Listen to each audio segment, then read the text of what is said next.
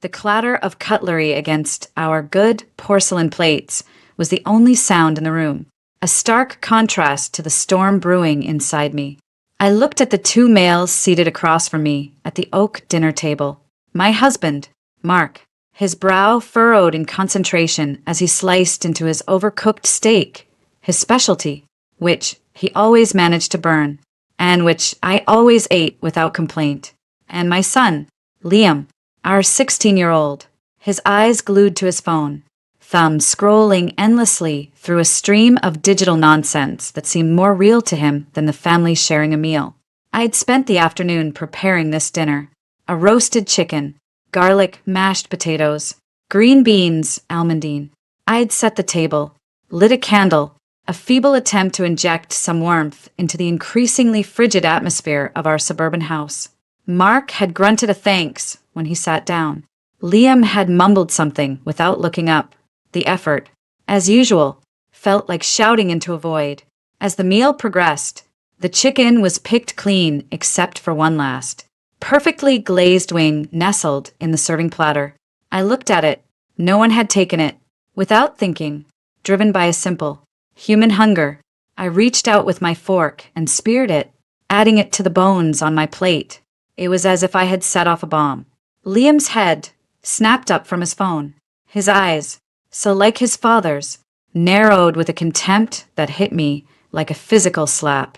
"Seriously, Mom," he sneered, his voice dripping with a disgust I hadn't known a teenager could muster for a parent. I froze, my fork midway to my mouth. "What? That's the second one you've had," he accused, pointing his fork at my plate as if it were evidence in a trial. "You don't even contribute to this family. Why do you get to eat more?" The air left my lungs. The words were so vile, so calculated. They didn't seem real. "You don't even contribute." I stared at him. My own child, seeing a stranger.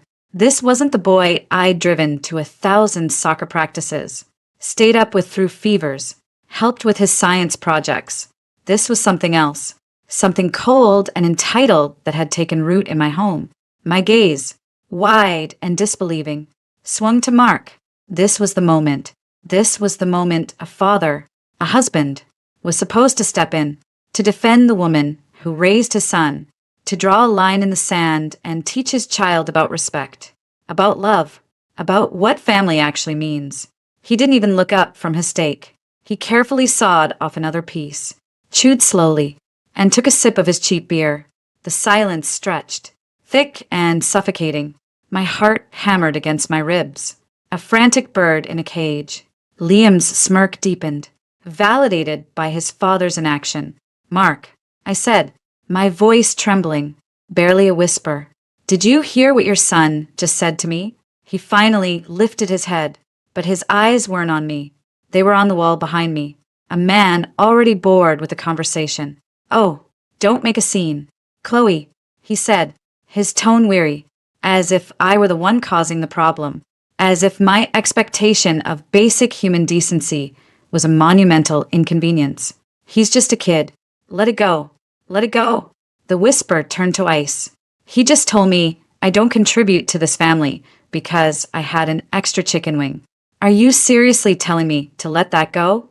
Mark sighed, a long, suffering sound he'd perfected over the years. He finally deigned to look at me, and what I saw in his eyes wasn't support, or even annoyance. It was a quiet agreement. "Well, come on, Chloe, be realistic. He's not entirely wrong, is he? I'm the one who pays the mortgage. I'm the one putting the food on this table. Your little hobbies don't exactly bring in a paycheck." Little hobbies. That's what he called the 15 years I'd spent building a home. The laundry, the cleaning, the PTA meetings, the emotional labor of remembering every birthday and doctor's appointment. It was all just a hobby, a non-contributory pastime. Liam crossed his arms, a smug, victorious look on his face. He had his father's approval. That was all that mattered. In that moment, something inside me broke, not with a dramatic crash, but with a quiet, final snap. It was the sound of the last thread of illusion tearing apart. I had spent half my life believing we were a partnership, that my work at home had value equal to his work at the office.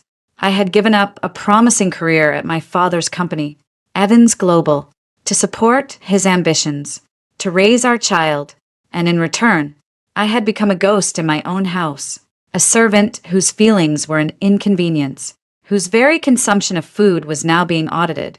I slowly placed my fork down on the table, the chicken wings Saturday uneaten. On my plate, my appetite was gone, replaced by a cold, clear certainty. "You're right, Mark," I said, my voice now eerily calm. "I don't contribute financially. That ends now." He snorted, a dismissive, ugly sound. "Oh yeah, and what are you going to do? Get a job at the mall? Who's going to hire a housewife who hasn't worked in 15 years? I looked him dead in the eye, and for the first time in a long time, I didn't see the man I loved. I saw a competitor, an opponent, not the mall. I said, a small, hard smile touching my lips. "I'm going back to work. At my father's company. This time." He laughed, a full-bellied, genuine laugh. "Evans Global? Chloe, be serious. Your dad's company? That ship has sailed. You haven't been in that world since your 20s. You'd be a joke." The word hung in the air. A joke, that's what I was to him. "Maybe," I said, pushing my chair back from the table. The legs screeched against the hardwood floor. "But it's my joke to be. And starting tonight, you can pay for your own groceries. You can do your own laundry. You can be the one who contributes to this family 100% of the time." I didn't wait for a response. I turned and walked out of the dining room, my footsteps echoing in the sudden silence I left behind. I didn't go to the kitchen to clean up. I didn't go to the living room. I walked straight up the stairs to our bedroom, my mind already clicking into a gear it hadn't used in over a decade. It was no longer about a chicken wing. It was about my entire life. And I was finally, taking it back. I heard Mark's voice call up the stairs, laced with a mixture of irritation and disbelief. "Chloe, where are you going? Come back down here and stop being so dramatic." I didn't answer. I went to the walk-in closet, pulled out a suitcase, and began to pack. Not everything, just what I needed. I knew exactly where I was going. I had an apartment my father kept in the city for business, empty most of the time. It was mine if I wanted it, and I wanted it now more than I had ever wanted anything. An hour later, I came back down the stairs, rolling my suitcase behind me. Mark was standing in the foyer, his arms crossed. Liam was lurking in the doorway to the dining room, watching with a sullen curiosity. "Where do you think you're going?" Mark demanded, his face flushed. "I told you," I said, my hand on the front doorknob. The cold brass felt solid. "Real. I'm going to work. Don't wait up." I pulled the door open and stepped out into the cool night air without a backward glance. The door clicked shut behind me, the sound a period at the end of a sentence I had been reading for 15 years. It was time to start a new chapter. The silence in my father's downtown apartment was a stark, expensive contrast to the noisy void I had left behind. Floor-to-ceiling windows framed a glittering panorama of the city I had turned my back on 15 years ago. I stood there, my suitcase parked by the minimalist sofa, the hum of the climate control the only sign of life. There were no dirty dishes in the sink, no teenagers' socks on the floor, no husband's passive-aggressive sighs. It was sterile. It was peaceful. It felt like a tomb for the person I had been just a few hours before. My phone buzzed incessantly in my purse. Mark. Then Liam. Then Mark again. I ignored it. The vibrations a feeble echo of the earthquake that had just reshaped my world. "You don't even contribute," Liam's words played on a loop, each time unearthing a fresh layer of pain. But it was Mark's silence at that dinner table, his quiet endorsement. That was the real poison. It had acted like a solvent, dissolving 15 years of shared history, leaving behind the cold, hard truth of our arrangement. The word arrangement triggered a memory, so vivid it felt like a time slip. It was 20 years ago. I was 20, sitting across from Mark in a dimly lit campus bar. He was 25, a graduate student in accounting. all earnest ambition and carefully calculated charm. I was an Evans, the only daughter of Robert Evans, and the weight of that name was both my shield and my cage. I don't get it, Chloe, Mark had said, leaning forward, his hand covering mine. You're brilliant, top of your class. Your dad's basically handing you a VP role at Evans Global on a silver platter. And you're talking about dropping out? It's not dropping out, I'd argued, though the doubt was a constant gnawing in my gut. It's pausing. You've got your MBA to finish. Then you'll need to get established. We want a family. Someone has to be there for that. We want a family, he'd repeated, his thumb stroking my knuckles. And I'll provide for it. I'll work my ass off to give you, and our kids, everything you deserve. You won't have to worry about a thing. You can focus on making our home a sanctuary. It had sounded like a fairy tale, a partnership. He would conquer the outside world. I would build our inner kingdom. It was an unspoken deal, sealed with a kiss and a promise. A week later, I had to break the news to my father. I met him for lunch at the Oak Room, a place that smelled of old money and power. Robert Evans was a man who commanded silence when he entered a room. He listened, his expression granite, as I laid out my plan, my voice full of the certainty only a 20-year-old in love can muster. When I finished, he didn't speak for a full minute. He signaled the waiter for the check, a clear dismissal of the meal and my future plans. He's an accountant. Chloe, my father said finally, his voice low and devoid of its usual warmth. Not a visionary, a calculator. He counts things. And right now, he's counting the zeros on your trust fund and the value of the Evans name. I flinched.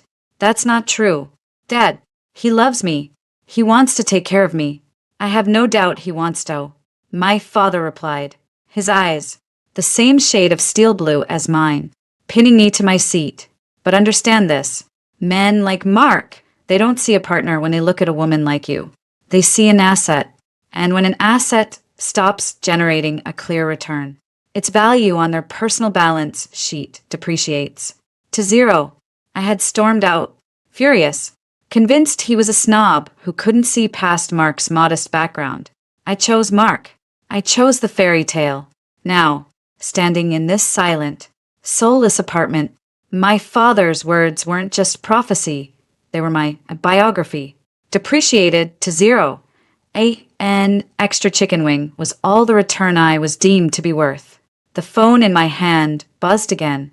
This time, it wasn't Mark. The screen flashed Robert Evans. It was as if he'd sensed the seismic shift in my life from across the city. I took a sharp breath and swiped to answer. Chloe. His voice was the same. A statement, not a greeting. There was no "how are you?" no "what's wrong?" He already knew. Dad. My own voice sounded small, broken. I assume you're at the apartment. He'd gotten the security alert. Yes. A pause. I could hear the faint sound of his pen tapping on his desk, a nervous habit I remembered from childhood. Mark called my office line. He said you'd had an episode, that you were being irrational. A fresh wave of anger, hot and clean, washed over the pain. An episode? Is that what he's calling it? Did he tell you what our son said to me? What he said? He mentioned a disagreement over dinner. My father said, his tone deliberately neutral. The details are irrelevant. What's relevant is your current location. What is your intention? This was it, the moment of no return. I walked to the window, looking down at the tiny cars, the ant-like people. I had fallen so far from this world. I need to come back. Dad. The words were hard to form, each one an admission of my father's victory, my own colossal failure. I need my old job back. The silence on the other end was longer this time, heavier. I could almost hear the calculations going on behind his eyes, the risk assessments. Evans Global isn't a time capsule. Chloe, he said, his voice crisp and businesslike. The VP of marketing position you walked away from 15 years ago doesn't exist. The world has moved on.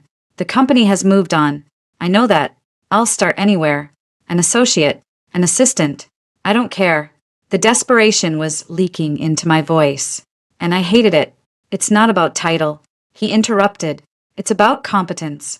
You haven't worked in 15 years. Your skills are obsolete. Your contacts are cold. You are, by any objective measure, unemployable at this level. Each word was a precise, surgical cut. He wasn't trying to be cruel, he was being factual. And that was worse. So that's it? I whispered, the last of my hope draining away. You're going to tell me to go back? To swallow my pride and apologize for wanting a second chicken wing? No, Chloe, he said, and I heard the slightest shift in his tone. A hint of something else. Not pity. Challenge. I'm not telling you to go back. I'm telling you the reality of the situation.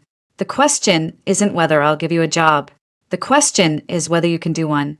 I told you 20 years ago what you were choosing. Now you've seen it for yourself. He took a breath, and I could picture him leaning back in his leather chair, looking out at the same city skyline. So, here is my offer. You want to come back? Prove it. Prove you're still my daughter. Prove you're still Robert Evans's daughter, and not just Mark's shadow. Then we'll talk about a job. The call ended.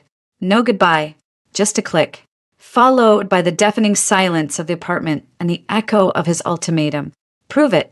I looked at my reflection in the dark glass of the window. I saw a 40-year-old woman in comfortable jeans, a sweater bought on sale, her face etched with the lines of 1,000 smoothed-over arguments and suppressed opinions. I saw the ghost of the ambitious, sharp-minded girl who had once sat in those very boardrooms.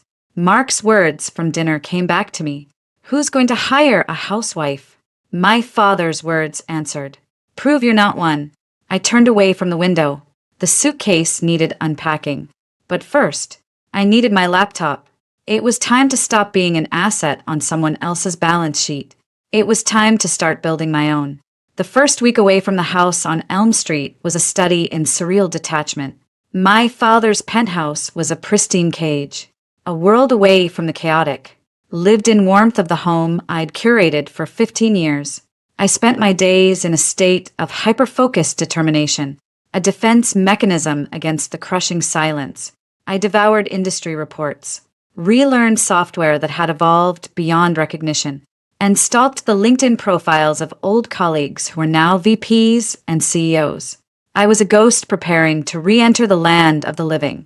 Meanwhile, the digital tether to my old life vibrated with increasing desperation. Mark's calls had shifted from irritated to bewildered to angry. Chloe, this has gone on long enough. He'd barked into the phone during one of the first calls I actually answered. Liam is asking where his blue hoodie is. I can't find anything. When are you coming home to fix this? The laundry room is where it's always been. Mark. I'd replied, my voice flat, and I'm not your secretary. Figured out. There was a sputtering silence on the other end. Figured out? The dishwasher is beeping. What does that mean? It means the cycle is finished. I said, a bitter smile touching my lips. Or it's broken. You're an accountant. Mark, you're good with numbers. I'm sure you can deduce it. I hung up. The small, petty victory felt like a sip of water in a desert. But the real shockwave wasn't triggered by a missing hoodie or a beeping appliance. It was triggered, as it always is, by money. I had methodically severed the financial ties. I transferred the modest balance of my personal checking account, the household allowance Mark deposited each month, to a new account in my name only. I called the credit card companies, the ones for which I was an authorized user on his accounts, and canceled the cards. The student loan for Liam's private school, Crestview Academy, and the mortgage on the house were both in Mark's name alone, a decision he'd insisted on years ago, claiming it was better for tax purposes. I'd been naive enough to agree. Now, that decision was my weapon. I stopped paying them. The first tremor came via a frantic text from Liam, a jarring break from his silent treatment. Liam, Mom, WTF? The school office pulled me out of calc. They said my tuition is overdue. Mr. Henderson was there. It was so embarrassing. I felt a pang of guilt, sharp and immediate. Then I remembered the contempt in his eyes. You don't even contribute, Dot. I typed back, my fingers cold. Me. You should talk to your father about that. He's the one who contributes. Liam. He said, you stopped paying. This is your fault. I didn't respond. Let him sit with the consequences. Let him understand that my non-contribution was the very thing that had kept his life running smoothly. An hour later, my phone rang. It was Mark. And this time, the anger was white hot. What the hell did you do, Chloe? He screamed, dispensing with any greeting. I just got a call from Crestview. They're threatening to suspend Liam if the semester's tuition isn't paid by the end of the week. And the mortgage. I got a fucking delinquency notice from the bank. I leaned back in the stiff leather chair, the city sprawling beneath me. Hello, Mark. I'm doing well. Thank you. Adjusting to city life. Don't you dare be cute with me. He roared. This is insane. You're trying to ruin us. To ruin your own son's future. Trying to ruin us? I asked, my voice dangerously quiet. No, Mark. I've just stopped subsidizing you. You told me at dinner that you're the provider. So, provide. I could hear him breathing heavily. A bull trapped in a chute. You know what my salary is. I can't cover the mortgage and Crestview on my own. Not with the car payments and everything else. Then you'll have to make some adjustments. I said coolly. Sell the boat. Cut up the credit cards. Pack Liam's lunch instead of giving him $20 a day. Welcome to my world, Mark. The world of budgeting and tough choices. It's what us non-contributors do all the time. There was a long silence. When he spoke again, his voice was lower, laced with a venom I'd never heard before. You are a spiteful woman. Chloe, you're taking your petty little grievances out on your own child. You should be ashamed of yourself. The only thing I'm ashamed of, I fired back, the dam finally breaking, is that I ever let my son believe that my love and my labor had a price tag, and that it was so cheap. I ended the call and turned off my phone. The silence in the apartment returned, but this time it felt different. It felt earned. The following day, I was deep in research on Evans Global's biggest competitor when my phone lit up. It was Sarah, my oldest friend, the one who had never bought into the perfect family facade. Okay, I've waited a week for you to call me, she said, her voice a welcome lifeline of normalcy. But the gossip mill is churning. Linda Pearson saw Mark at the grocery store buying frozen pizzas and looking like he'd been run over by a truck. She said Liam was with him, wearing the same shirt he had on at the PDA meeting 3 days ago. What in the name of all that is holy is going on? I let out a dry laugh. The world is finally seeing the unvarnished truth. Sarah, I left. I gathered that much. Details. Woman. Now, I gave her the brutal, unedited version. The chicken wing. Liam's venom. Mark's complicit silence. My father's chilly reception. Sarah whistled low. A chicken wing. The downfall of the Evans family started with a chicken wing. I'd laugh if it wasn't so tragically Shakespearean. She paused. How are you holding up? I'm numb, I admitted. And then I'm furious. And then I feel guilty about Liam. It's a fun roller coaster. Don't you dare feel guilty for that little jerk, Sarah said, her tone turning serious. He's 16, not 6. He knew exactly what he was saying, and he learned it from his father. She hesitated. Speaking of Mark, there's something I've been meaning to tell you. My spine straightened. What? It's probably nothing, she started, which from Sarah always meant it was definitely something. But I've seen Mark a couple of times recently, having lunch with a woman.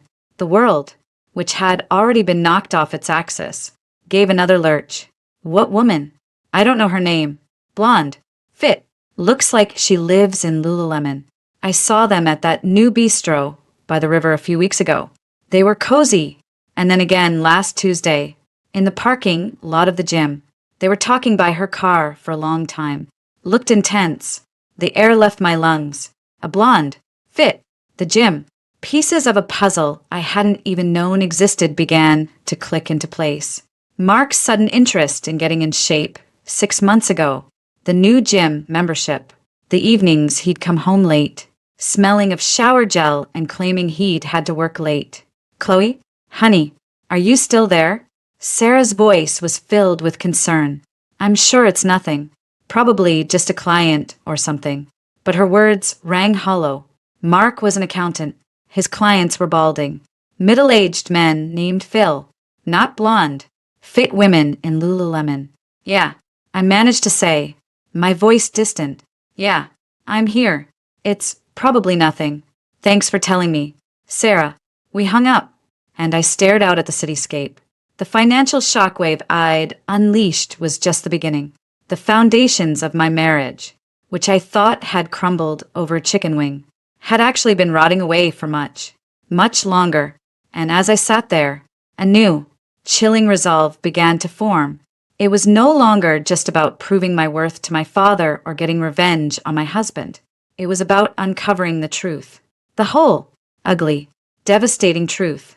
Sarah's words became a worm, burrowing deep into my brain. A blonde, the gym, cozy. Every time I tried to focus on market analysis or supply chain logistics, the image would flash. Mark laughing with some faceless, toned woman, his hand maybe resting on her arm. The betrayal, if true, was of a different magnitude entirely. It wasn't just neglect or ingratitude. It was a fundamental violation. But suspicion wasn't proof. I needed evidence, not for a court yet, but for my own shattered sanity. I found myself scrolling through the website of Pinnacle Fitness, the upscale gym Mark had joined. The staff page was a gallery of gleaming smiles and sculpted bodies. And there she was, Jenna M., personal trainer nutrition specialist, blonde, fit, and smiling with a confidence that felt like a personal challenge. A few clicks on her public Instagram profile filled with inspirational quotes, workout videos, and carefully curated photos of acai bowls confirmed she was the woman Sarah had seen. The worm of suspicion turned into a cold, hard, knot of certainty in my gut. I needed a distraction, a victory. My father's challenge, prove you're still my daughter, loomed larger than ever. I couldn't walk into Evans Global as a pathetic housewife begging for scraps. I needed leverage. I remembered an old contact from my early days, David Chin. He'd been a junior analyst then now. According to LinkedIn, he was the CEO of a booming tech startup, Ether Systems, and his company was on the verge of choosing a global logistics partner. Evans Global's main competitor, Kronos Logistics, was the frontrunner. It was a long shot, a Hail Mary, but desperation is a powerful motivator. I spent 3 days living on coffee and minimal sleep, using every ounce of my dormant business acumen to dissect Ether's public filings, investor reports, and even David's recent speeches. Identified a chronic pain point in their supply chain that Kronos' standard proposal would never address. They were a nimble, innovative company being courted by a slow, traditional giant. I drafted an email to David, not from a corporate account, but from my old, personal Gmail address. The subject line was simple: Ether/Evans Global, an unconventional opportunity. David, you likely don't remember me, but we worked on the OmniCorp account together about 100 years ago. Chloe Evans, I've been following Ether's incredible growth, and I have an idea I believe could be mutually beneficial. It involves a customized logistics framework that addresses the specific scalability challenges you outlined in your Q3 investor call. No strings attached. If you're willing to give me 30 minutes, I can walk you through it. Best. Chloe. I hit send, my heart pounding. It was a gamble. He could delete it as spam, or worse, forward it to my father as proof of my instability. 20 minutes later, my phone buzzed, an unknown number with a Silicon Valley area code. Chloe Evans, a warm, familiar voice said, "I'll be damned. I heard you'd retired to a life of domestic bliss." "David," I said, forcing a lightness I didn't feel. "Let's just say I'm exploring a career reallocation." He laughed. "Well, your timing is impeccable. I'm listening." That 30-minute call turned into an hour. I walked him through my ideas, speaking a language I hadn't used in years, but that came back with surprising fluency. I talked about agile logistics, predictive analytics, and customizing a supply chain for innovation, not just bulk. I was no longer Mark's wife or Liam's mom. I was Chloe Evans, and my mind was sharp. There was a long silence when I finished. That's genuinely brilliant, Chloe, David said, and he sounded impressed. It's the opposite of what Kronos is pitching. I'll tell you what, draft a formal proposal. If you can get Evans Global to sign off on this approach, you've got a deal, but I need it by Friday. And Chloe, you'll be the lead on this? I'm not interested in handing this off to some corporate suit who doesn't get it. A jolt of pure adrenaline shot through me. You have my word. I spent the next 48 hours in a fugue state of creation. I didn't ask my father for permission. I didn't ask for resources. I worked from the penthouse, creating a presentation and a business plan that was bold, risky, and utterly convincing. On Friday morning, I walked into the soaring, chrome and glass lobby of Evans Global for the first time in 15 years. I ignored the startled looks from the receptionist, marched to the elevator, and went straight to my father's office. His assistant, Eleanor, a woman who had known me since I was a child, looked up, her eyes wide. Chloe, Mr. Evans is in a meeting. I know, I said, and gently pushed open the heavy oak door. My father was at the head of the conference table with his senior team. All conversation stopped. He looked up, his expression unreadable. Chloe, this is a private meeting. This will only take a minute, I said, placing a copy of my proposal in front of him. I just secured a conditional agreement with David Chin at Ether Systems. He's ready to sign with us, on the condition we implement this framework, with me as the lead. Kronos is out. The deal is worth $50 million annually. The room was dead silent. My father didn't look at the proposal. He looked at me, his gaze intense, searching my face for the ghost of the daughter he'd lost. This is highly irregular, one of the VPs muttered. So is losing a $50 million account to a housewife with obsolete skills. I said, my voice clear and steady, echoing my father's own words back at him. I looked back at my father. Do you want to win the account or not? A slow, rare smile spread across Robert Evans's face. It wasn't a warm smile. It was the smile of a predator that had just spotted worthy prey. Eleanor, he said without breaking eye contact with me, reschedule the rest of my morning. It seems my daughter has decided to finally come to work. That afternoon, as I was setting up a temporary office in a vacant cubicle, my phone buzzed. It was Mark. The anger was gone, replaced by a panicked, wheedling tone I knew all too well. It was the voice he used when he'd maxed out a credit card and needed me to juggle funds. Chloe, we need to talk. Seriously, this is getting out of hand. Is it? I asked, scrolling through the Ether contract on my screen. The bank called again. They're talking about foreclosure proceedings. We're going to lose the house. You're going to lose the house. Mark. I corrected him calmly. It's in your name. It's your responsibility. He sputtered.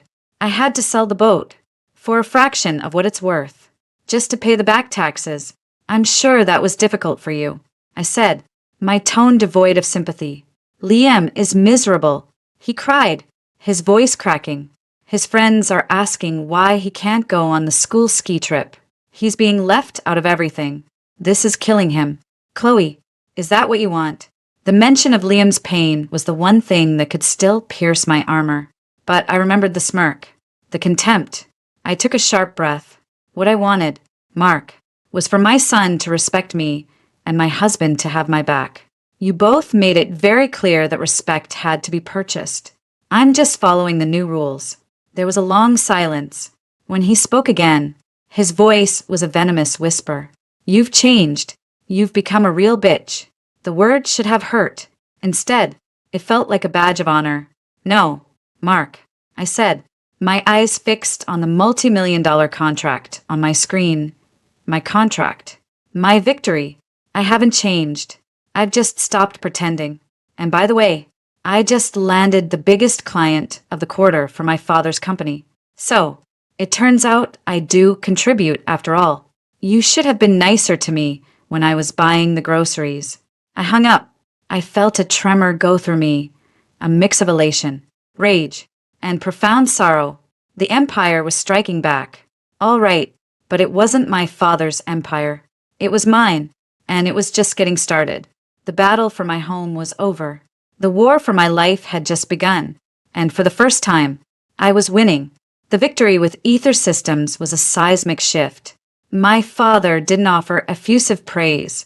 That wasn't his style, but the next morning, Eleanor escorted me to a corner office with a stunning city view. A new nameplate sat on the desk. Chloe Evans, Special Projects Director. It was a title created just for me, vague enough to be non-threatening to the old guard, yet granting me the autonomy I needed. The message was clear. I had earned my seat at the table. The housewife was gone, replaced by a force even Robert Evans had to acknowledge. But the triumph felt hollow, playing out against the bleak backdrop of my collapsing personal life.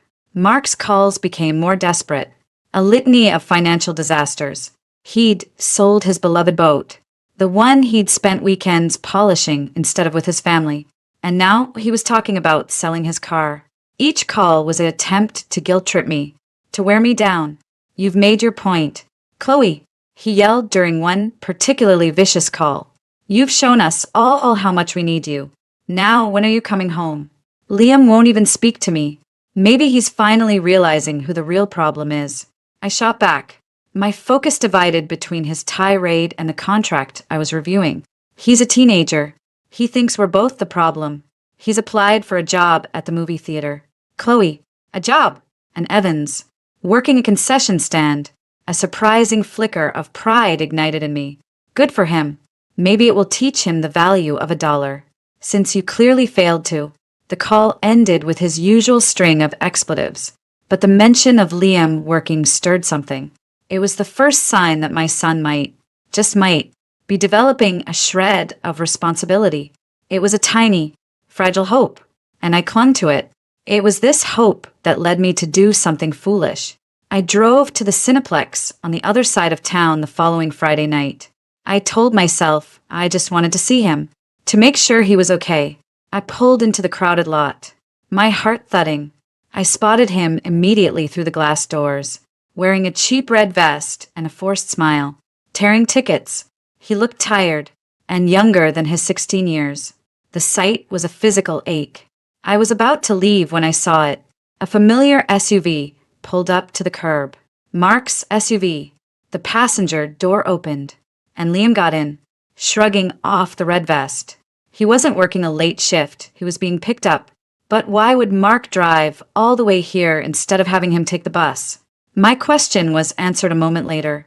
The driver's side door opened, and Mark got out. But he didn't walk around to greet Liam. He was laughing, his head turned back towards the car. Then, the passenger side of the SUV opened, and she got out. Jenna, the personal trainer. She was dressed in jeans and a tight sweater, her blonde hair catching the light. She walked right up to Mark, slipped her arm around his waist, and kissed him. Not a friendly peck.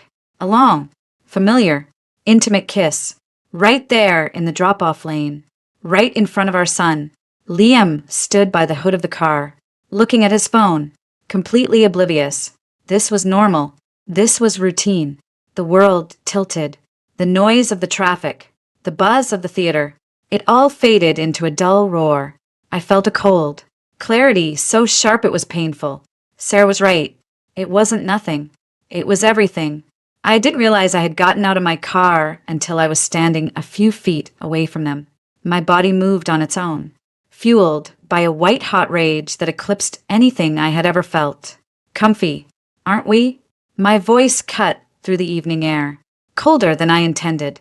Mark and Jenna sprang apart. Liam's head snapped up from his phone, his eyes wide with shock and horror. Mom. Mark's face went through a rapid series of emotions. Guilt, panic, and then a defensive anger that won out. Chloe, what the hell are you doing here? Spying on me now? Spying implies secrecy.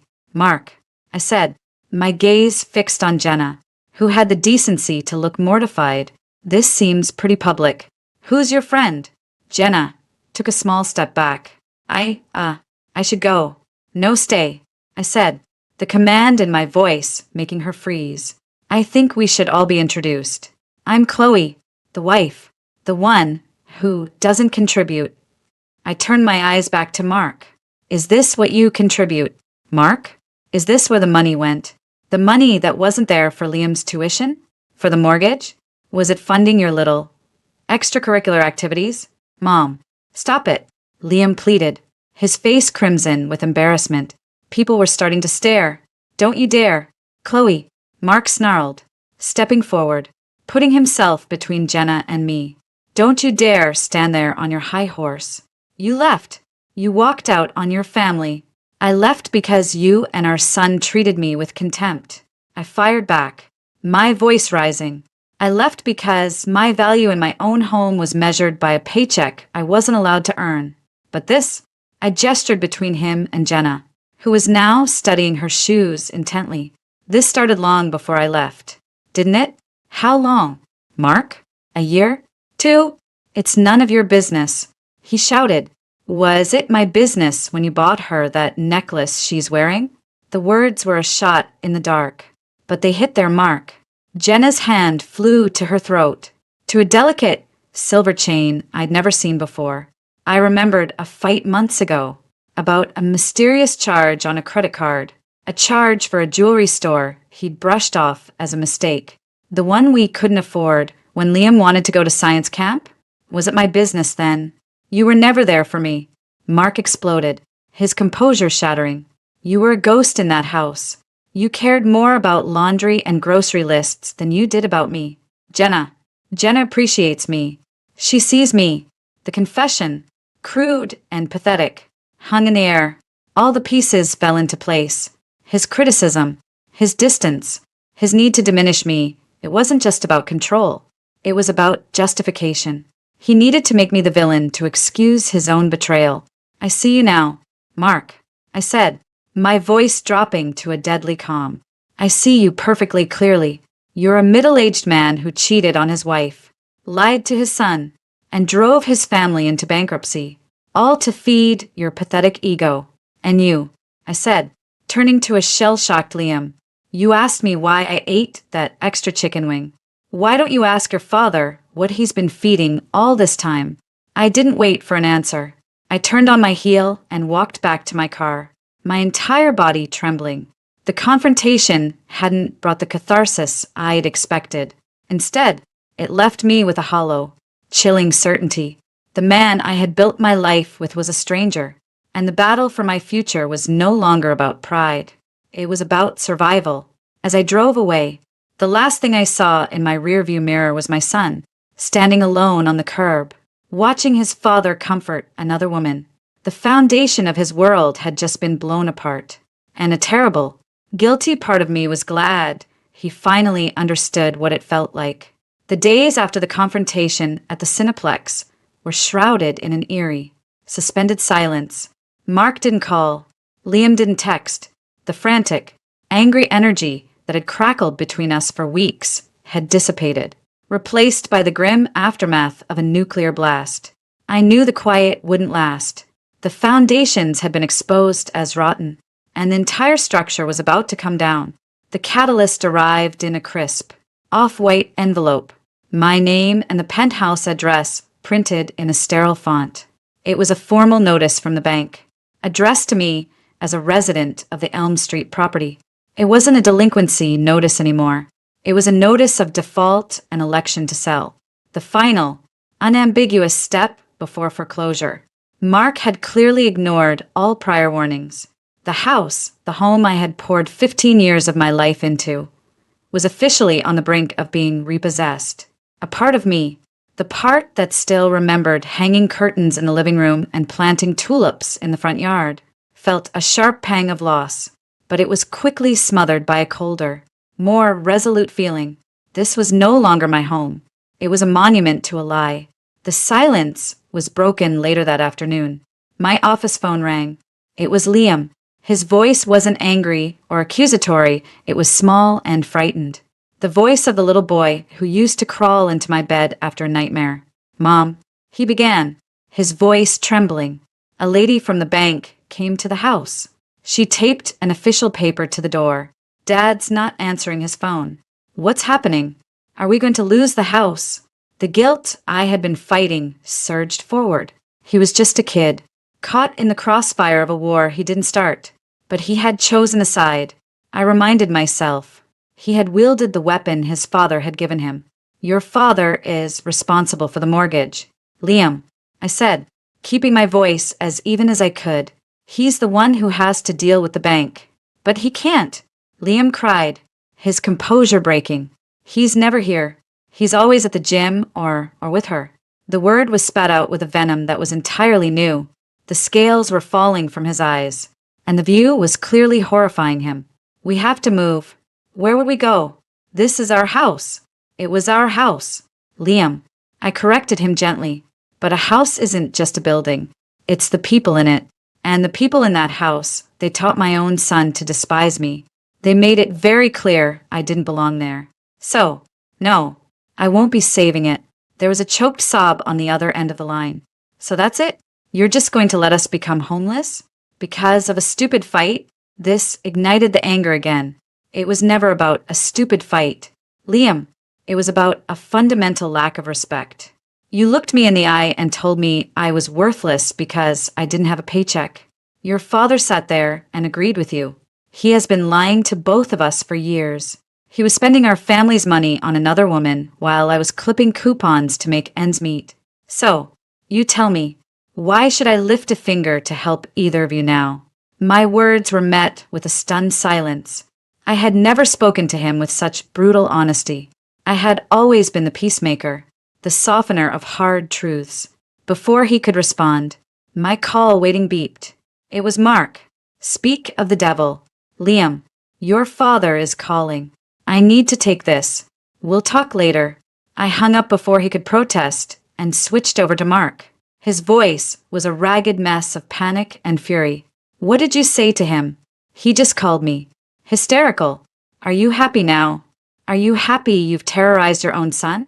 I vetterized him. I shot back, my patience evaporating. No, Mark. You terrorized him when you chose to cheat on his mother instead of being a decent husband. You terrorized him when you failed to pay the bills for the roof over his head. I'm just the one holding up the mirror and forcing him to look at the mess you created. I'm his father. He roared. We're a family.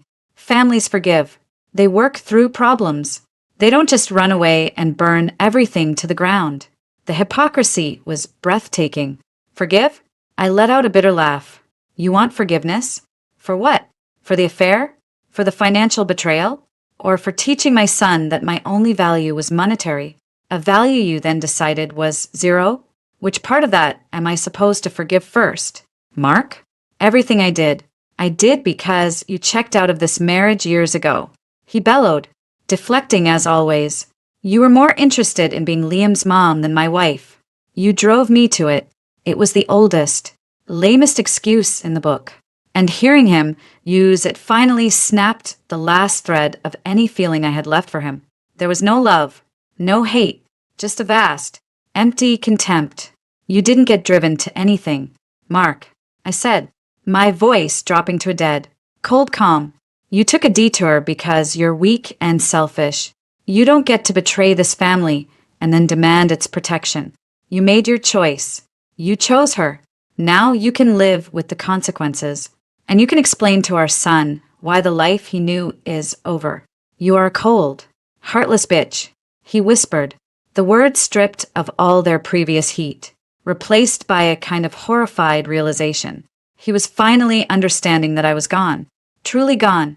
No, Mark, I said, looking out the window of my new office, at the city that represented my future. I'm just a woman who finally learned the lesson you taught her. Never invest in a losing proposition. And you, my dear, are bankrupt. I ended the call. This time, I knew it was for the last time. The conversation was over. The marriage was over. The pleading and the accusations were over. The next communication would be through lawyers. The war for my home was lost, but I had finally, decisively, won the battle for myself. The tipping point had been passed. There was no going back. The finality of cutting Mark off left a strange, hollowed-out silence in its wake. The frantic energy of the battle was over. I had won, or at least, I had stopped losing. But victory felt less like a celebration and more like standing alone in the rubble of a bombed-out city. The adrenaline had faded, and in its place crept a cold, clinical exhaustion. I had become exactly what Mark called me: cold, heartless, a bitch. The persona had been a necessary armor in the fight, but now I was left wondering if the armor had fused to my skin, if there was anything soft left underneath. It was my father, of all people, who noticed. He didn't do touchy-feely. He did observations, like a scientist noting a change in a specimen. "You're efficient, Chloe," he said one evening, startling me. I was working late, and he had appeared in my office doorway, a silhouette against the bright lights of the hallway. "More than I expected, but you're running on hatred. That's a high-octane fuel. It burns fast and leaves behind sludge." I looked up from my spreadsheet. Defensive. "I'm running on competence. Something I wasn't allowed to use for 15 years. He stepped into the room, his hands in the pockets of his impeccably tailored trousers. "Competence is a tool. Hatred is a motive. It's unsustainable." He paused, his sharp eyes missing nothing. "You need to talk to someone, a professional, a therapist?" I almost laughed. "So I can be told it's not my fault?" "I know it's not my fault, Dad." "Then go to prove it to yourself," he said with a shrug, "or go to learn how to channel the anger into something that won't poison you from the inside out." Your mother. He rarely spoke of her. She had died when I was young, a loss he never seemed to recover from. She had a temper, a fire. I watched it consume her. In the end, I won't watch it consume you, too. Not when you're just getting useful. It was the closest he would ever come to an expression of concern. And the mention of my mother, a ghost I barely remembered, hit its mark. A few days later, I found myself in a calm, beige-toned office on the 10th floor of a medical building, sitting across from Dr. Allison Vance, a woman with kind eyes and a no-nonsense demeanor. "So, Chloe," she began, after the initial pleasantries, "what brings you here today?" And it all came tumbling out, not in the organized, strategic way I presented business plans, but in a messy, disjointed flood. The chicken wing, Liam's contempt, Mark's silence, the affair, the foreclosure notice. I told her about the years of slowly making myself smaller, folding away my opinions, my ambitions, my very identity to fit into the box marked Mark's wife and Liam's mom. Dr. Vance listened, quietly. When I finished, breathless and emotionally raw, she asked a simple question that unraveled me. "Why did you accept that?" she asked, her head tilted. "Why did you accept the breadcrumbs for so long?" I stared at her. "What do you mean? It was my job. It was what I agreed to." "Did you?" She pressed gently. "Or did you agree to a partnership, a mutual respect?" When the mutual respect vanished, when the partnership became a dictatorship, why did you stay? What were you afraid of losing? The question hung in the air. I thought of the beautiful house, the comfortable routine, the identity of being a wife and mother. But that wasn't it. Being alone. I whispered, the truth finally surfacing. I was afraid of being alone, of failing. My father, he told me not to marry Mark. He said it was a mistake. I was so determined to prove him wrong. I thought if I failed at my marriage, it would mean he was right about everything. It would mean I was nothing. Dr. Vance nodded. So you equated leaving a bad situation with personal failure. You believed that enduring disrespect was the price of admission for not being alone. And what do you believe now?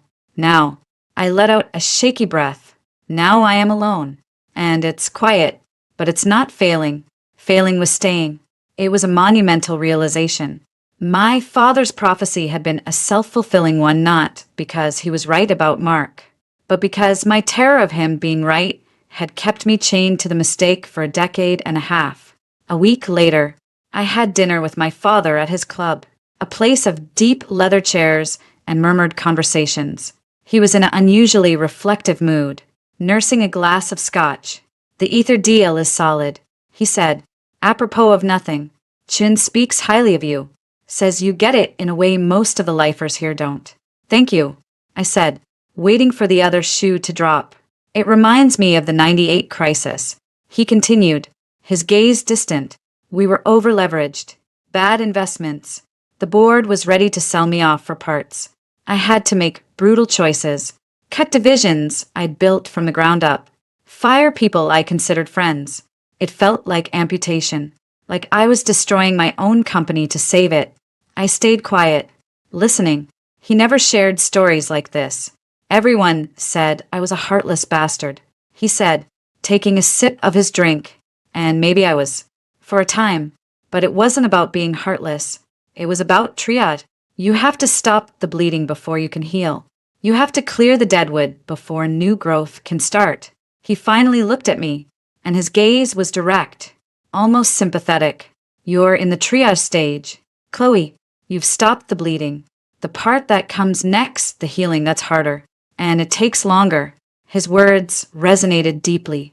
He wasn't just talking about business. He was giving me a roadmap and an unexpected absolution. My ruthless actions weren't a sign of a character flaw. They were a necessary step in survival. I left the club that night feeling a sense of peace I hadn't known in years. The path ahead was still daunting. I had to finalize the divorce. I had to rebuild a relationship with my son from the ashes. But the crushing weight of shame was gone. I wasn't a failure. I was a CEO conducting the triage of my own life. The awakening wasn't a sudden burst of light.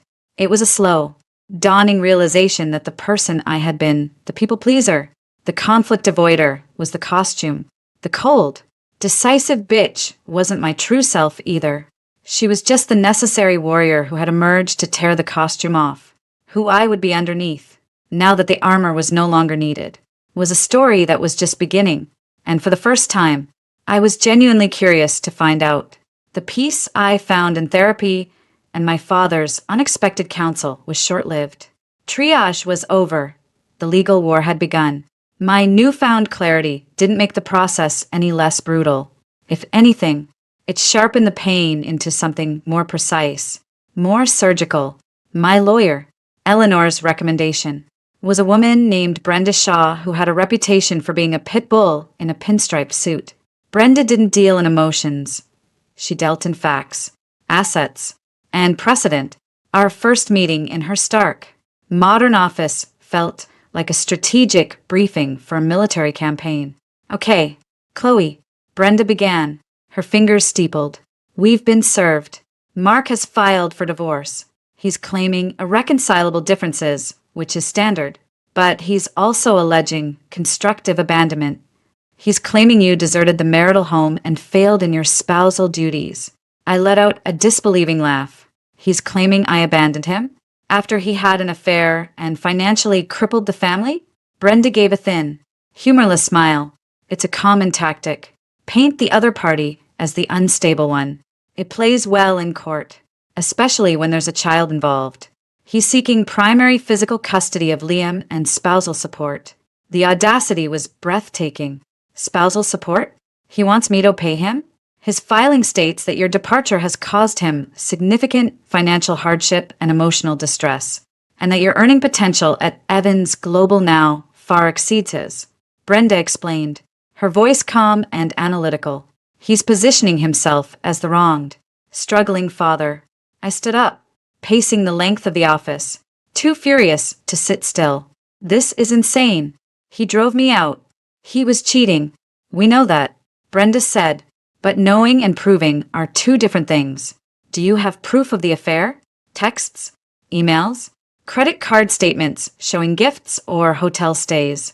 I thought of Jenna's necklace, the charge I'd questioned. I have suspicions. Circumstantial things. Suspicions don't win cases. Evidence does. Brenda leaned forward. Chloe, this is important. I need you to think. Did Mark handle all the finances? Yes. He's an accountant. He said it was easier. Did you ever feel like you didn't have a full picture? Unexplained account withdrawals? Bonuses that seemed smaller than they should have? A cold dread began to creep up my spine. I trusted him. I signed the tax returns he put in front of me. I never really looked. Brenda's expression was grim. That's what I was afraid of. We need a forensic accountant. I have a feeling we're only seeing the tip of the iceberg. The following weeks were a deep dive into a swamp of financial records I never knew existed. The forensic accountant, a meticulous man named Ben, was like a bloodhound. He uncovered a trail of deception that was both sophisticated and brazen. "Chloe, you're not going to believe this," Ben said during a conference call with Brenda and me. He sounded almost impressed. "Mark has been systematically underreporting his income for at least the last 7 years. He's been channeling a significant portion of his annual bonus into a separate account held by a shell corporation. The paper trail leads to a P.O. box, but the corporation is registered in his name." The room swayed. "How much?" I asked, my voice a whisper. "Conservative estimate? Over $250,000. Maybe more. $250,000. While I was clipping coupons, while we argued about the cost of Liam's hockey equipment, while he told me we couldn't afford to fix the leak in the roof. He was stealing from his own family. I said, the words tasting like ash. "Legally, it's marital asset dissipation," Brenda corrected, but her eyes were hard. "And it's a game changer." The confrontation, when it came, was not in person but through our lawyers. We were in mediation, a sterile conference room where Mark and I sat at opposite ends of a long table, our attorneys flanking us. Mark looked haggard, his confidence replaced by a sullen defiance. His lawyer, a man with a too-tan complexion named Gary, started with bluster. "My client has been a devoted father, while Ms. Evans has abandoned her family to pursue a high-powered career. We're seeking primary custody and spousal support to maintain the stability Liam is accustomed to." Brenda didn't even blink. She slid a thin folder across the table.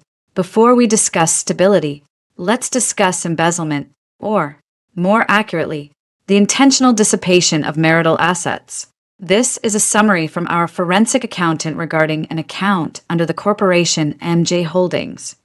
Mark's face went sheet white. He stared at the folder as if it were a live snake. Gary opened it, his smug expression fading as he scanned the first page. These are serious allegations. They're not allegations," Brenda said smoothly. "They're facts, backed by bank records. We have the complete paper trail. We are prepared to file this with the court, along with a motion for your client to pay all our legal fees and a penalty for his fraudulent concealment of assets." The room was silent. Mark looked like he was going to be sick. "But that's not all," Brenda continued, her voice like ice. "We also have evidence of your client's extramarital affair with one Jenna Miller. We have witnesses prepared to testify to the nature and duration of the relationship, which coincides with numerous unexplained expenditures from the marital accounts. We will be arguing that these funds were used to support his mistress." Gary was sputtering. "This is a fishing expedition. This is character assassination." "No, it's establishing character," Brenda replied. "The character of a man who would steal from his wife and son, lie to the IRS, and then have the audacity to ask that same wife for alimony. Now," she said, turning her gaze fully to Mark, who refused to look up from the table, "shall we talk about a real settlement? One that doesn't involve my client funding your client's midlife crisis?" The mediation ended shortly after. Mark, through his shell-shocked lawyer, agreed to everything. He would get nothing. No spousal support. He would keep the house, along with its crushing mortgage and second lien, a punishment in itself.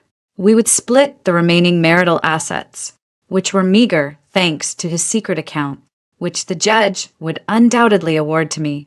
And most importantly, I would get primary physical custody of Liam, with Mark getting standard visitation rights. As we stood to leave, Mark finally looked at me. The anger was gone, replaced by a hollowed-out terror. He had not only lost his family, he was facing financial and professional ruin. "The IRS does not look kindly on tax fraud. Chloe," he whispered, his voice broken, "you didn't have to destroy me." I looked at the man I had once loved, the father of my child. There was no satisfaction, only a profound, bone-deep weariness. "You're right, Mark," I said, gathering my things. I didn't have to. You did a perfectly good job of that all by yourself. I just stopped letting you take me down with you. I walked out of the room, Brenda at my side. The legal war was over. We had won, decisively, but as I stepped out into the cold sunlight, I felt no sense of victory, only the heavy weight of the truth, and the long, uncertain road of rebuilding that lay ahead. The battle for custody was won, but the war for my son's heart was just beginning. Winning primary custody of Liam on paper was one thing. Actually winning him back was an entirely different battle. The boy who showed up on the doorstep of my penthouse apartment the following weekend was a ghost of the defiant teenager I'd left behind at the dinner table. He was thinner, his shoulders slumped under the weight of a duffel bag that seemed too heavy for just a weekend stay. The anger that had once burned in his eyes was gone, replaced by a wary, hollowed-out exhaustion. "Hey," he mumbled, not meeting my gaze as he shuffled past me into the apartment. "Hey, yourself," I said, my voice carefully neutral. "How was your week?" He shrugged, dropping his bag by the sofa. "Fine, whatever." The silence that descended was thick and uncomfortable. This was our new normal, a minefield of unspoken accusations and shared trauma. He blamed me for blowing up our family, I think. On some level, he blamed himself for being the catalyst. But most of all, he was drowning in the reality of his father's betrayal. I gave him space. I ordered pizza, his favorite, and we ate in front of the TV. The canned laughter from a sitcom, a pathetic substitute for conversation. It was after 10 when his phone, which had been buzzing incessantly, finally died. He sighed in frustration, rummaging through his duffel bag for his charger, which he'd apparently forgotten. "Can I just use Dad's?" he asked, gesturing vaguely towards the hallway that led to my bedroom. "He has the same phone. He must have left a charger here." The assumption that Mark's belongings were still scattered around my home, that his presence still had a claim here, was like a small, sharp needle. "I boxed all of your father's things up weeks ago, Liam," I said, perhaps a little too sharply. "They're in storage." His face fell. "Oh, right." He bit his lip, looking young and lost. "Well, can I use your computer, then, just to send a quick message?" I was supposed to let someone know I got here okay. "Sure," I said, pointing to my laptop on the kitchen counter. "It's open." I went into the kitchen to clean up the pizza boxes, giving him a semblance of privacy. I heard the click of the keyboard, then a frustrated sigh. "Mom, it's asking for a password to get into your user. It's Ether728. I called back, without thinking. The password was a combination of the new client's name and the date I'd landed the deal, a constant reminder of my new life. A moment later, the typing stopped. The silence from the living area was different this time. It was a listening silence, a shocked silence. "Mom." Liam's voice was small, strange. "Yeah," I said, walking back into the room, wiping my hands on a towel. He was standing stiffly, staring at the laptop screen, his face pale. He looked like he'd seen a ghost. What is this?" I approached, a sense of dread coiling in my stomach. I looked over his shoulder. He hadn't opened a browser. He'd opened a file manager window, and he was staring at a folder labeled Divorce Proceedings. And inside that folder, a PDF was open. It was the forensic accountant's report, the one detailing Mark's hidden account, the one with the transaction history that included multiple payments to Pinnacle Fitness and a jewelry store charge for $1.850. Dated months before he'd claimed his bonus was smaller than expected. My breath caught in my throat. I had never intended for him to see this. Not like this. It was too raw, too brutal. "Liam, don't," I started, reaching to close the laptop. He slapped my hand away, a gesture so sharp and uncharacteristic it stunned us both. His eyes were wide with a horrified comprehension as he scrolled. "What is this?" he demanded, his voice shaking. "It says he took money. A lot of money. What is MJ Holdings? Why is he paying for the gym? And this?" He pointed a trembling finger at the jewelry store charge. "That was for her, wasn't it? For Jenna?" "Liam, that's private. That's for the lawyers. Was he stealing from us? He interrupted, his voice rising to a shout. He turned to face me, and the look on his face was one of pure, undiluted betrayal. All those times he said we couldn't afford stuff, my ski trip, the new car for Mom, was he lying? Was he hiding money while we were eating frozen pizzas? The dam broke. All the composure he'd been clinging to shattered. He told me you were greedy. He said you were trying to take everything. But it was him. He's a thief. He was crying now. Angry. Gut-wrenching sobs. I reached for him, but he flinched away. Don't. How long have you known? Why didn't you tell me? Because you're a child, I said, my own emotions boiling over. And he's your father. It wasn't my job to destroy your image of him. But you let me blame you. He screamed, the truth of it hanging raw in the air between us. You let me think this was all your fault. You let me think you were the selfish one. Before I could respond, his phone, now plugged into a nearby outlet, lit up. Mark's face flashed on the screen. Liam stared at it as if it were a venomous snake. Then, with a sudden, violent movement, he snatched it up and answered, putting it on speakerphone. Liam, buddy. Mark's voice filled the room. Cheerful, oblivious. You get to your mom's okay? Listen, Jenna and I were thinking, maybe this weekend we could all. Did you steal from us? Liam's voice was low, deadly calm. The line went silent. What? Liam, what are you talking about? Did your mother tell you something? I'm looking at a bank statement. Dad, Liam said, his voice cracking. For MJ Holdings. I see the money you took. I see the payment for Jenna's necklace. The one you said was a mistake. Mark's tone shifted instantly to panic. Liam, son, you don't understand. That's not what it looks like. That's a business account. Stop lying to me, Liam roared, the sound tearing from his throat. You made me blame Mom. You made me hate her. And the whole time, you were the one lying. You were cheating. You were stealing. You're a liar. Liam, listen to me, Mark pleaded, his voice desperate. No, you listen, Liam said, his tears gone, replaced by a cold, adult fury that chilled me to the bone. I'm not coming home this weekend. I'm not coming home ever. I'm staying with Mom. Don't call me again. He ended the call and threw the phone onto the sofa. It bounced and landed on the floor. The room was utterly silent, the echo of his words hanging in the air.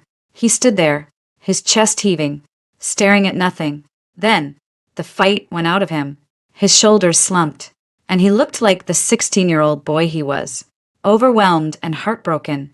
He finally looked at me, and the anger in his eyes was gone, replaced by a sea of regret and confusion.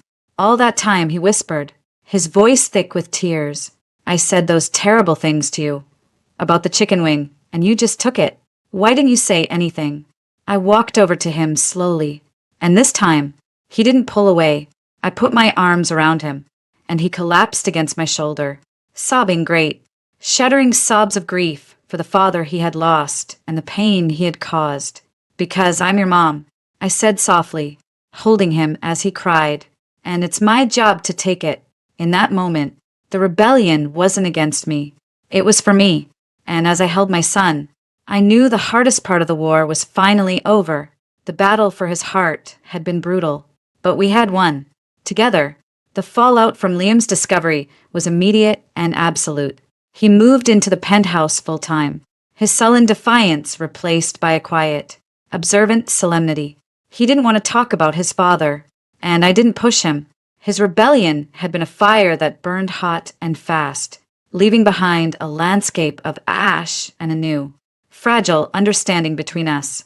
The unspoken agreement was that we were on the same side now, allies in the wreckage. This new alliance was tested sooner than I expected.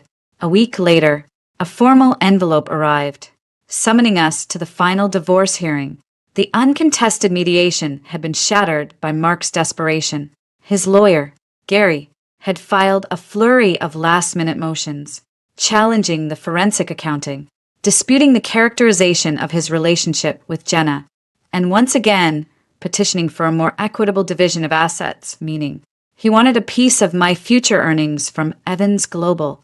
Brenda Shaw was unmoved. It's a Hail Mary, she said, her voice crisp over the phone. He's panicking. He knows the evidence is overwhelming. He's trying to muddy the waters and paint you as the vindictive ex-wife who is turning his son against him. He's going to go for the jugular on the stand. Are you prepared for that, Chloe? I took a deep breath, looking at Liam, who was watching me with worried eyes from across the room. I'm prepared, I said, and for the first time, I meant it. The courthouse was a temple of cold, hard reality. The air smelled of lemon-scented disinfectant and anxiety. Mark was already there, sitting at the defendant's table with Gary. He looked gaunt, his suit hanging loosely on his frame. He tried to catch Liam's eye as we walked in, but my son stared straight ahead, his jaw set, and took a seat in the gallery behind me. The judge, a stern-faced woman in her 60s named Judge Wilkins, called the court to order. Gary began with his theatrics. Your Honor, he began, oozing false sympathy. This is a tragic case of a hardworking man being systematically destroyed by a vengeful ex-spouse.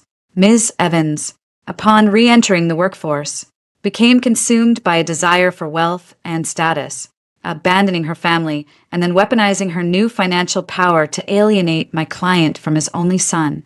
He painted a picture of me as a monster, a caricature of the ambitious career woman who had cast aside her maternal duties.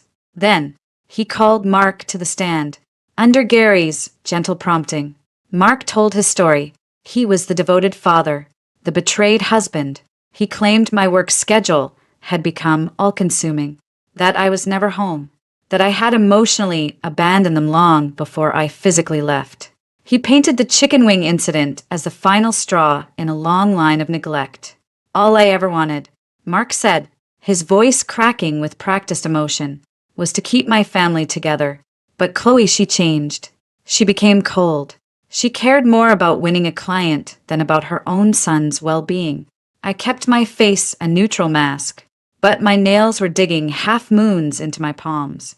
The audacity of the lie was breathtaking. Then it was Brenda's turn for cross-examination. She stood slowly, a panther uncoiling. Mr. Evans, she began, her tone deceptively mild. You claim my client abandoned the family. Is it true that on the night she left, your son, Liam, told her, and I quote from your own deposition, you don't even contribute to this family. Why do you get to eat more? Mark shifted uncomfortably. Well, yes, but he was just a kid. And is it true that when your wife looked to you for support in that moment, you told her, and I quote, don't make a scene? I didn't want to escalate things. You didn't want to defend your wife from your son's contempt?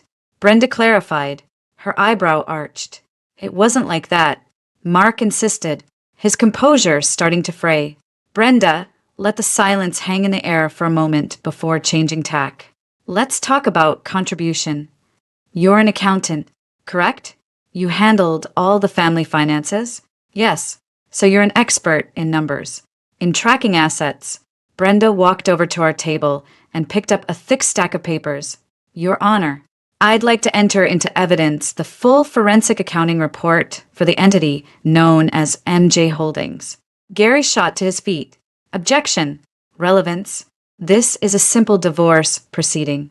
Your Honor, Brenda said calmly, this goes directly to the character of the witness and his concept of contribution and family. Overruled. Judge Wilkins said, her eyes narrowing. Proceed. For the next 20 minutes, Brenda led Mark through a meticulous, brutal dissection of his own financial deception. She forced him to confirm, line by line, the secret deposits, the hidden bonuses, the payments to Pinnacle Fitness that coincided with his personal training sessions with Jenna.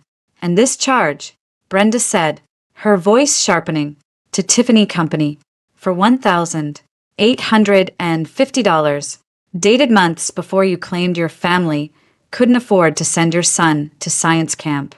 What was that for? Mr. Evans? Mark was sweating now, his eyes darting around the room. It was a business expense. A business expense for a necklace? Brenda's voice was dripping with sarcasm. A necklace that was seen around the neck of your mistress, Jenna Miller? Gary objected repeatedly, but the damage was done. The picture was clear. Mark was a liar and a cheat who had stolen from his own family.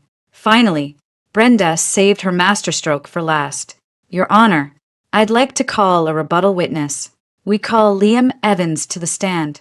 A gasp went through the small courtroom. I turned to look at Liam, my heart in my throat. We had discussed this possibility, but I had left the decision entirely up to him. He gave me a small, determined nod, stood up, and walked to the witness stand. He looked painfully young, but his back was straight. Brenda was gentle with him. Liam, do you love your father? Yes, Liam said, his voice clear. And do you love your mother? Yes. Can you tell the court, in your own words, what happened on the night your mother left? Liam took a deep breath. He described the chicken wing. He described his own cruel words. And then he described his father's silence. He just sat there, Liam said, his voice gaining strength. He didn't stick up for her. It was like he agreed with me. He made me think it was okay to talk to her that way. Mark had buried his face in his hands. And later, Brenda pressed gently. When you learned about your father's hidden money and his affair, how did that make you feel? Liam looked directly at the judge. It made me feel like a fool. He was stealing money from us, from Mom, and he was making me blame her for us being broke. He lied to me. He used me to hurt my mom. His voice broke. I don't want to live with a liar. That was it. The final nail in the coffin. Gary's case evaporated. Judge Wilkins didn't even need to recess. Her ruling was swift and merciless. She granted the divorce. She awarded me primary custody, with visitation for Mark to be determined by a family counselor. At Liam's discretion, she awarded me the entire balance of the MJ Holdings account, plus half of the remaining meager marital assets.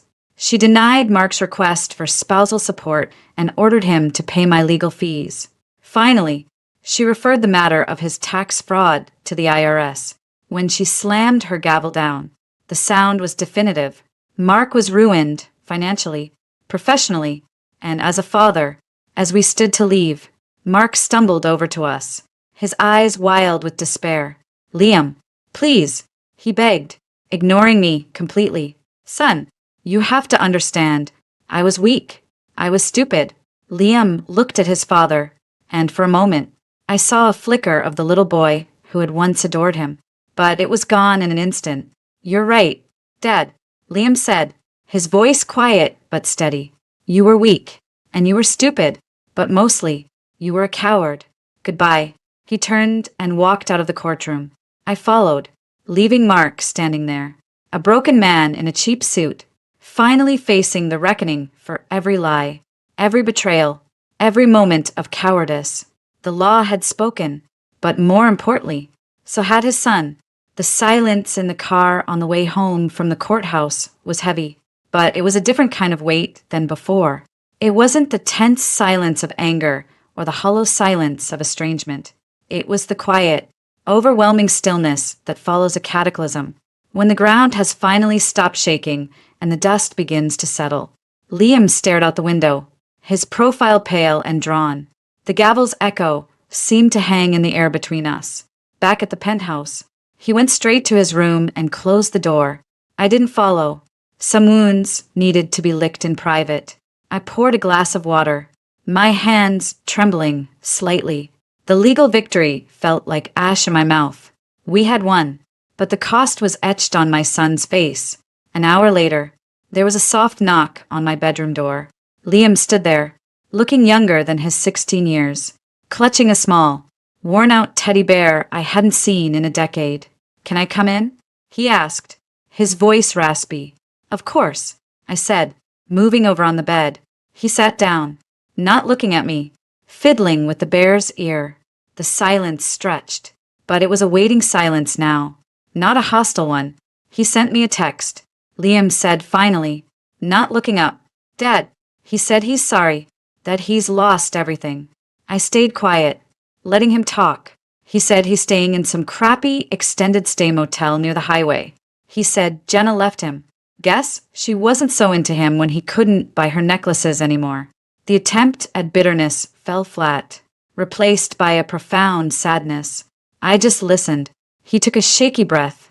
I keep thinking about what I said to you that night, about the chicken wing. He finally looked at me, and his eyes were swimming in tears. Mom, I am so sorry. It was the worst thing I've ever said to anyone. I didn't mean it. I was just parroting the crap I heard him say when you weren't around. That you didn't understand the pressure he was under. That the money he made was real money. A tear escaped and traced a path down his cheek. I was such an idiot. The dam broke. He started to cry in earnest. Not the angry sobs from before, but deep, grieving tears of regret. I treated you like a servant. I thought your job was just easy, that it didn't count. I didn't know. I didn't know about the coupons, and the budgeting, and all the stuff you did. I didn't know he was stealing. I'm so sorry. I pulled him into a hug, and this time, he didn't resist. He clung to me like he had when he was a little boy, and I held him as he cried out weeks, months, maybe even years of confusion and poison. Shoo, I whispered, stroking his hair. It's okay. It's not okay. He cried into my shoulder. How can you even stand to look at me? Because I'm your mother, I said, my own voice thick with emotion. And love isn't a transaction. Liam, it's not about who earns what. What you said was cruel, and it hurt me more than I can ever tell you. But you were a child, repeating a lesson your father taught you. A terrible, ugly lesson. The sin was in the teaching, not just the repeating. He pulled back, wiping his face with his sleeve. But I should have known better. Maybe. I conceded. But we all believe the world we're shown when we're young. It took me a long time to see that the world I'd built wasn't a partnership, it was a cage. You just saw the bars before I did. We talked for hours, long after the city lights had twinkled to life outside the window. We talked about the small, insidious ways Mark had diminished me over the years, things I had brushed off, things Liam had witnessed without understanding. We talked about his affair, and the shocking, painful clarity of the financial betrayal. It was the first real, honest conversation we'd had since he'd entered adolescence. A few days later, a letter arrived for me. The handwriting was Mark's, shaky and unfamiliar. I almost threw it away, but something made me open it. Chloe.it began, with no endearment. I'm writing this from a room that smells like stale cigarettes and failure. I have no right to ask you for anything. I know that, but I need to say this. For myself, if for no one else. You were right about everything. I was weak. I was selfish. I was so consumed with proving I was a big man, the provider, that I lost sight of everything that actually mattered. I felt threatened by you, by your name, by your capability, even when you hid it away. I needed you to be small so I could feel big. What I did with the money, there is no excuse. I was building an escape hatch, a fantasy life, and I was willing to fund it by stealing from you and Liam. I am the liar and the thief you proved me to be. The worst part, the part one can't live with, is what I did to Liam. I poisoned him against you. I used my own son as a weapon. I have lost him, and I deserve to have lost him. I don't expect you to forgive me. I just need you to know that I see it all now, with a clarity that is fucking terrifying. I wanted to be the hero of our story, and I became the villain. I'm sorry for the man I became. I'm sorry for the husband I was. And I am so desperately sorry for the father I failed to be. Mark. I read it twice, then folded it and put it in a drawer. There was no satisfaction in it, no schadenfreude, just a profound, weary sadness. The apology had come years too late, after the destruction was total. But it was, I believed, the first completely honest thing he had said to me in a very long time. That weekend, I took Liam out for lunch. I heard from your father. I said carefully. He looked up from his menu, his expression guarded. Yeah, he wrote me a letter. He's sorry. Liam was silent for a minute. Good, he said finally, his voice flat. He should be. He is, I said. And he's lost. I'm not saying you have to forgive him, or even talk to him. That's your choice. And I'll support you no matter what. But holding on to anger is like drinking poison and expecting the other person to die. You can let it go without forgiving what he did. Liam considered this. I don't want to see him, he said quietly. Not now. Maybe not for a long time. But I don't want to be angry forever. It's exhausting. It was a moment of stunning maturity. He was further along the path to healing than I was. As we finished our meal, he looked at me, a new curiosity in his eyes. So, what happens now? With us? I smiled, a real, genuine smile that felt unfamiliar on my face. Now, I said, we build something new, something that doesn't have a price tag. The reckoning was over. The reconciliation had begun. It wasn't a neat, happy ending. It was a messy, complicated beginning. But for the first time in years, it was a beginning we were facing together, with our eyes wide open. The past was a ruin, but the future was a blank page, and we were finally holding the pen. 5 years. The number echoed in my mind as I stood before the floor-to-ceiling window of my corner office. A different office, much larger than the first one I'd been given. The skyline of the city was my constant companion, a testament to a journey that felt both like a lifetime and the blink of an eye. 5 years since a chicken wing ignited a war. 5 years since I walked out of a life that no longer fit. The intercom on my desk buzzed. A gentle intrusion. Ms. Evans? They're ready for you in the auditorium. Eleanor's voice, still the same efficient tone, now held a note of unmistakable pride. Thank you, Eleanor. I'm on my way. I took one last look at my reflection in the glass. The woman, staring back, was unfamiliar in the best way. She wore a tailored, powerful suit, not a forgiving sweater. Her posture was straight, her gaze steady. The lines on her face no longer spoke of suppressed frustration, but of experience, of weathering storms and emerging stronger. Chloe Evans, CEO of Evans Global. The title still sent a small, thrilling shock through me. When my father had retired 2 years ago, the board's vote had been unanimous. The housewife with obsolete skills had not only relearned the game, she had changed it. The walk to the corporate auditorium was a familiar one, but today the air hummed with a different energy. Today wasn't about quarterly earnings or a new client. Today was the annual fundraiser for the Chrysalis Foundation, the organization I had founded to help educated women re-enter the workforce after a career pause. It was my heart's work, the answer to the question, what now? As I backstage, I saw Liam. My breath caught. At 21, he was a young man, tall and confident, chatting easily with a group of board members. He was in his 3rd year at Wharton, on a scholarship he'd earned entirely on his own merit. The angry, confused teenager was gone, replaced by a thoughtful, empathetic man who understood the value of $1 and the cost of betrayal. He caught my eye and gave me a small, confident nod. My rock, the stage manager, signaled me. I walked out into a roar of applause.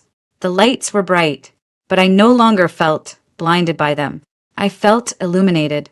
Thank you, I began, my voice clear and carrying through the hall. 5 years ago, I stood at a precipice. My world, the one I had built my entire identity around, had collapsed. I felt obsolete, worthless, and terrified. A hush fell over the audience. They thought they knew this story from the business magazines, but I rarely spoke about the personal pain. I had a choice, to fall or to fly, and I chose to fly. I paused, letting the words sink in. But my story isn't just about a personal comeback. It's about a systemic problem. It's about the millions of brilliant, capable women who are told, both explicitly and implicitly, that their value depreciates the moment they step away from a paid paycheck to care for their families, that their skills become obsolete. We celebrate the phoenix rising from the ashes, but we never talk about the fire that forced it to burn in the first place. I spoke about the Chrysalis Foundation, about the women we had helped retrain, re-network, and reintroduce to the workforce. I shared stories of their triumphs, and then I turned to the heart of the matter. People often ask me if I'm angry. I said, looking out at the sea of faces, and the truth is, the anger burned out a long time ago. It was a useful fuel for a while, but it's a terrible foundation for a life. What I feel now is something else, a profound sense of purpose. The pain of my past is no longer a wound, it's a compass.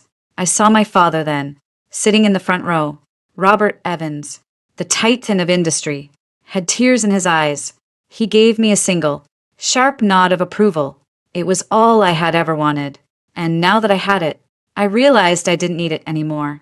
My validation came from within. I learned a hard lesson. I continued, my voice softening. Love shouldn't cost you your self-respect. Your worth isn't negotiated at a dinner table, or in a boardroom, or on anyone else's balance sheet. Some storms don't just clear the path, they clear the deadwood, making space for new, stronger growth. My gaze found Liam again. We all have the power to rewrite our stories. It's never too late to remember who you were before the world told you to be less, to be quieter, to be smaller. I took a final pause. The silence in the room absolute, charged with emotion. The wings I once let others clip. I said, a smile finally touching my lips. Now carry me above the clouds. And the view from up here is breathtaking. The applause was thunderous, a physical wave of sound that washed over me. But as I stood there, acknowledging the crowd, my mind wasn't on the accolades. It was on the quiet dinner I would have with Liam afterward. It was on the foundation's work, yet to be done. It was on the simple, profound piece of a life built on my own terms. Later, as Liam and I walked out into the cool night air, he slung an arm around my shoulders. You killed it, Mom, he said, his voice full of pride. We killed it. I corrected him, leaning into his embrace. We rebuilt it, Liam, together. He smiled, a real, easy smile that reached his eyes. Yeah, we did. He looked up at the skyscrapers, glittering against the dark sky. You know, I was talking to Dad last week. I glanced at him, surprised, after years of minimal contact. Liam had cautiously begun speaking to Mark again. Mark had gone through rehab for gambling debts he'd accumulated, had hit true rock bottom, and was slowly, painstakingly, trying to rebuild a life of quiet honesty. He lived in a small town a few hours away and worked as a bookkeeper for a local nonprofit. There was no friendship between us, but the war was over. A fragile, distant peace had taken its place. How is he? I asked. He's okay. Humble. He said to tell you he's glad you're happy, that you deserve all of this. I nodded, feeling a pang of that old, weary sadness, but no bitterness. I'm glad he's found some peace. Too. We walked in silence for a moment. Then Liam said, he asked me if I thought you'd ever take him back. When we were in the middle of it all, my steps slowed. What did you say? I told him no. Liam said, his voice certain. I told him you'd spent too long in a cage he built. I said you'd never go back inside. Not even for him. I stopped walking and turned to face my son, this incredible young man who had weathered a storm no child should ever face. I cupped his face in my hands, my eyes filling with tears. But this time, they were tears of pure, unadulterated joy. You're right, I whispered. I never will. The phoenix hadn't just risen from the ashes. It had built a new world from them, a world where her wings would never be clipped again.